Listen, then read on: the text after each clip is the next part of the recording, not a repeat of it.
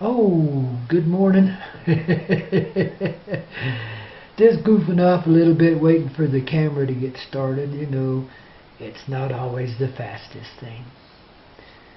Hey, it's Grandpaw Peter Koyote, coming to you from Crestone, Colorado once again. Joining you here by the campfire, even in the daytime, 'cause campfire is where civilization has its beginnings. And we ain't even begun yet.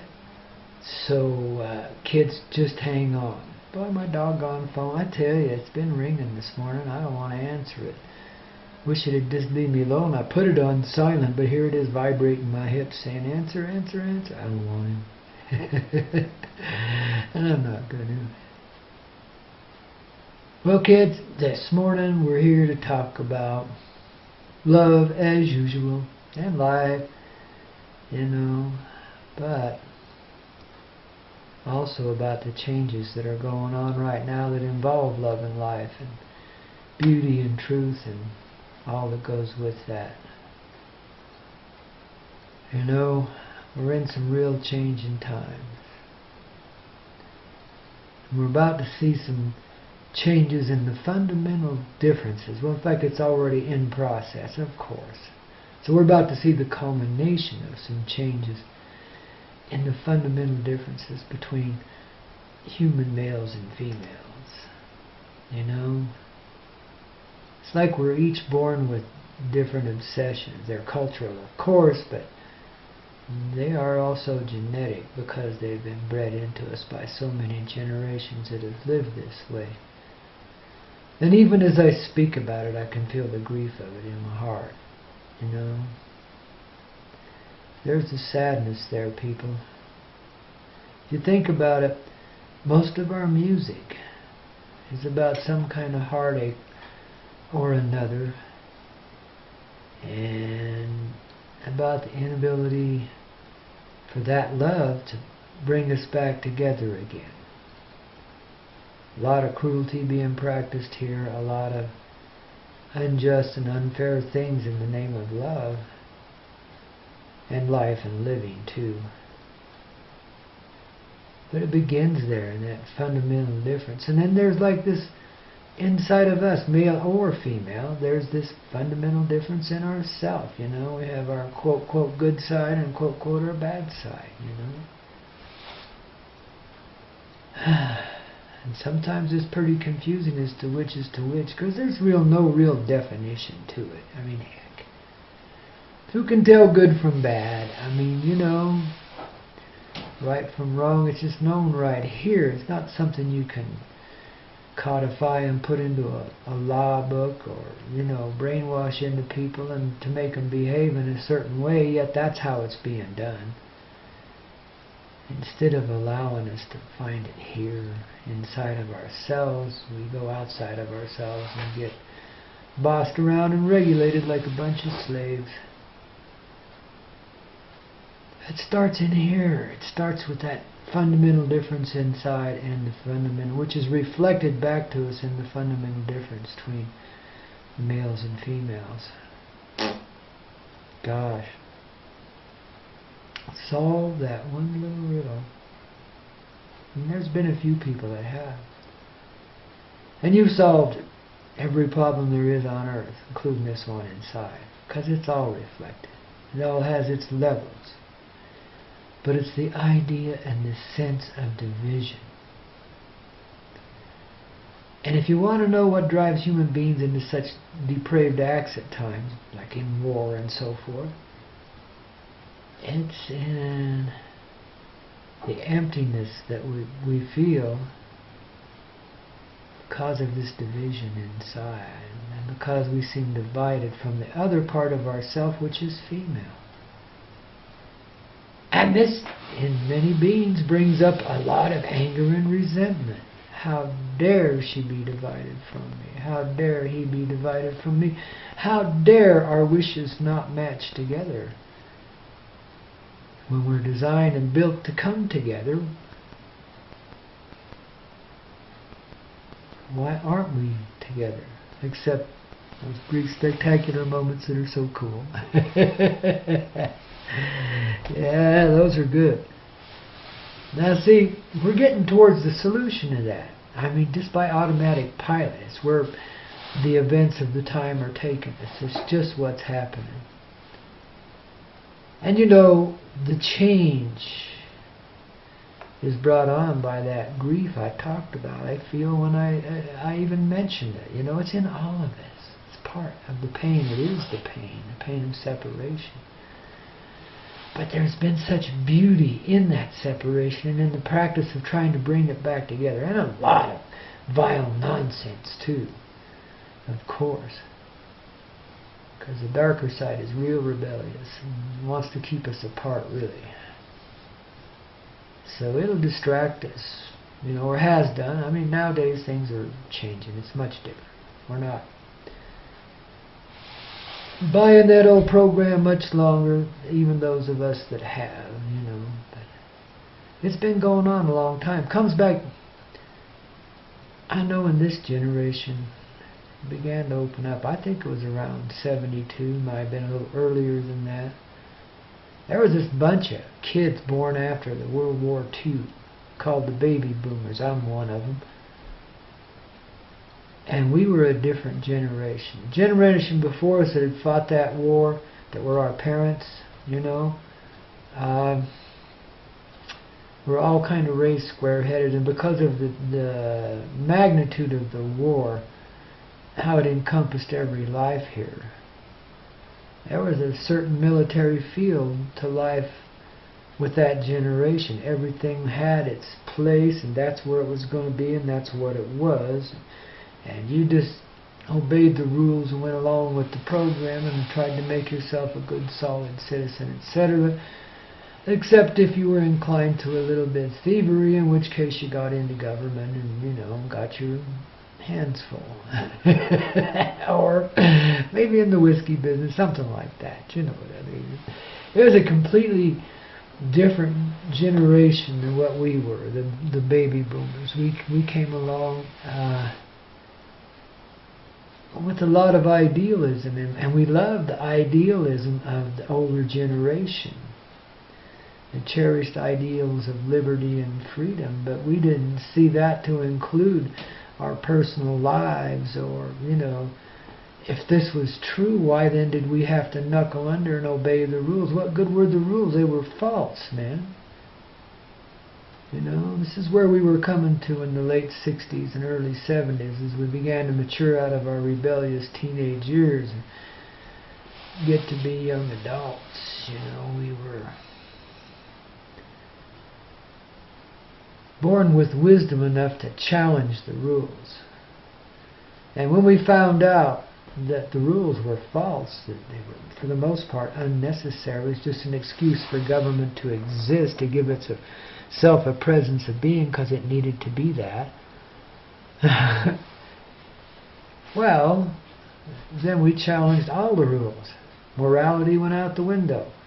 I mean, what were good were rules like that caused so much heartache and misery, and people to stay in relationships that they grew to despise one another, that went right to the grave doing so. You know what I mean? It was... And then, of course, to grab what little joy they could in the closets and back seats when nobody was looking.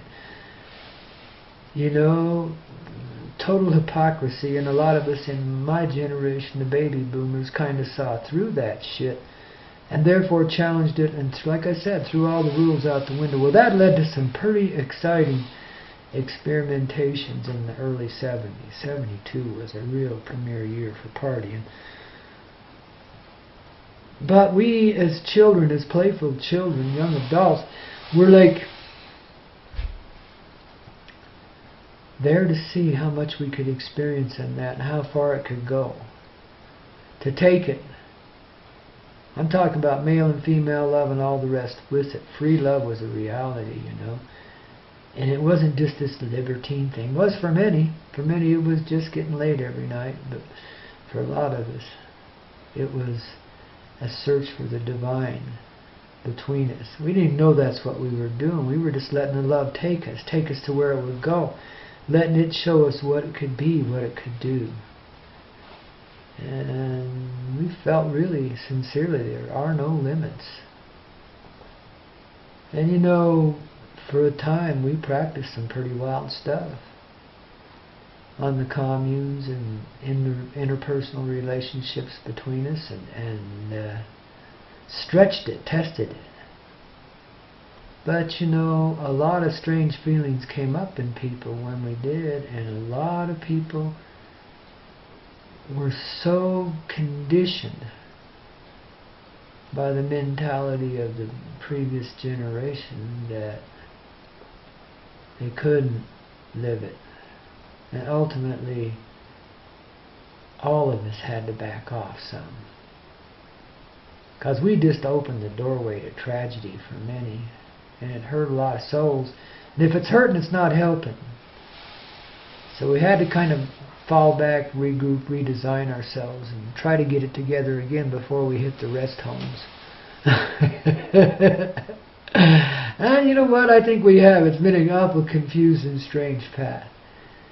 But the energy of those times, 72 and 73 in particular, spectacular years of awakening, true freedom amongst the people for the first time in forever. I mean, and we actually tasted freedom then. In whatever form it came to us, it wasn't always necessarily in a relationship stance. It was just in what we practiced in society in general.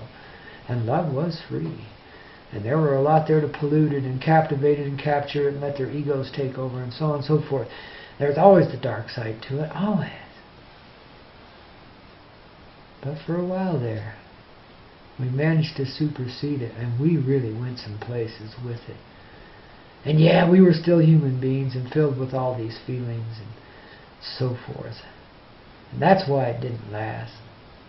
Because we were immature, weren't, as a generation, as a race, weren't quite ready for what we were revealing to ourselves. And so the shock of what we were revealing, because some of us did get to those levels, and I cannot describe them here. But those of you out there that experienced them with us, you know. And those that are children of some of those moments, because that did happen too, know what we're talking about as well, and your children's children too. I mean, it was an amazing change. And yeah, for all that were in it, there were only a few that were practicing it, but that's all it takes. And because there were those, the energy now begins to manifest itself truthfully in this generation. That's why here in 2012, and we can take off our hats, salute those who died trying and those who lived on to tell about it. You know what I mean? That took a lot of grit back then. You have no idea.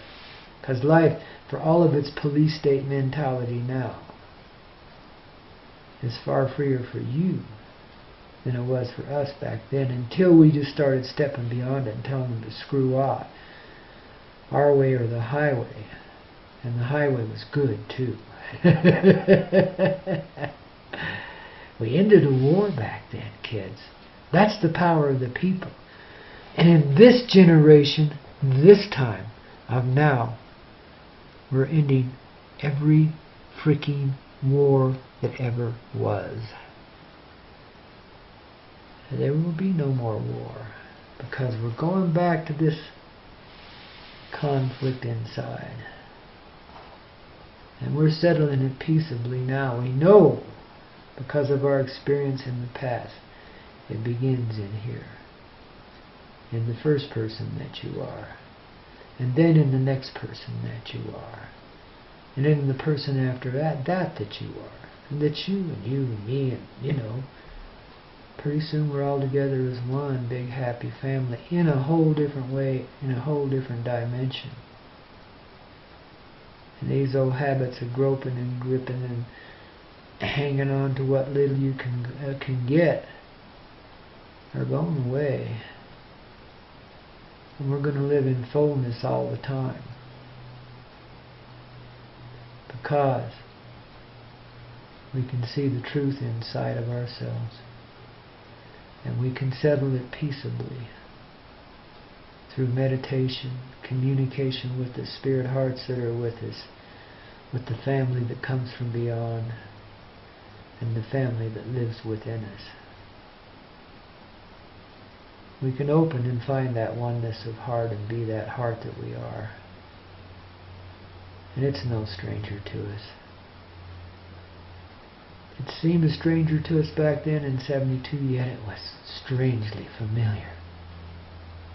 We were on to something. On to something. And almost had it there in our hand. And let it slip away. You're not going to do that. This time, it's a happening thing, kids. And don't let the rules get in your way. You don't have to be blatantly rebellious like we were. You're a lot smarter than that. Undermine them. Take them over before they know what happened. Start doing right by each other. What else can you be? I know a lot of you are doing it too in that younger generation. Gee, such honesty I haven't seen in a long time. Congratulations, kiddos. I love you. You guys are rocking. Babies. It's been a wild ride. I really appreciate you being there. Same as you appreciate me being here and so forth. There's no greater love that can be had than appreciation. Because that can grow into something far greater than what we've seen ourselves as. You know? So learn this love. Remember it. And let the appreciation of it reform your life. Because that's what it does. And that's how you begin living truthfully. And you have nothing to fear there. That fear is not in your heart. It's not even in your mind and soul. It's something trying to convince you that you're afraid of truth. Yet you embrace it like it's your reality. And that's what it becomes. It's real simple. That's why it escapes us. We think we have to go out and do chants, talk to trees, listen to preachers and shit like that to get there. I'm sure a lot of that helps. None of it hurts. But you get there here. You don't go there for what's here. You bring what's here there. And help them see and understand the truth too once you've got it down.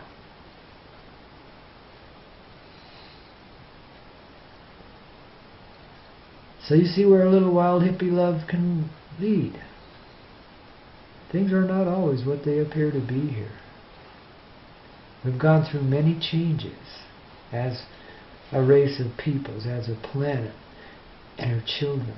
We've gone through many changes that we didn't even recognize as we were going through them. They're often disguised like that. But now we learn to see beyond the disguises because we can see this one happening for real inside of ourselves. I'll see you at the finish line, kiddos. It's been a good race. Love you all. Take care.